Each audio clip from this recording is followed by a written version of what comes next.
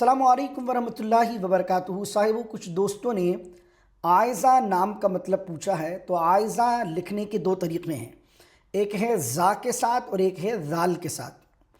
زا کے ساتھ اس کا مطلب ہوتا ہے مفلس اور غریب عورت۔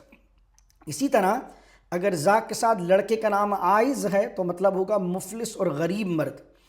ذال کے ساتھ رکھیں گے عائزہ یا عائز تو مطلب ہوگا پناہ لینے والی یا پناہ مانگنے والا یا پناہ طلب کرنے والی یا والا۔ تو ہمارے معاشرے میں ذال میں اور زا کی پروننسیشن میں زیادہ فرق نہیں کیا جاتا ہے۔ آپ ذال سے بھی رکھ دیں گے تب بھی لوگ اس کو عائزہ عائزہ کہیں گے، کیونکہ عائزہ اور عائزہ دونوں میں فرق ہوتا ہے۔ تو اس لیے ہمارے معاشرے میں ان کے تلفظ میں فرق واضح ہونے کی وجہ سے لوگ اس کو صحیح طرح ادا نہیں کر پاتے۔ تو بہتر یہ کہ ایسا نام نہ رکھا جائے جس کی ادائیگی لوگوں کے لیے مشکل ہو، کوئی اور نام رکھ لیا جائے۔ السلام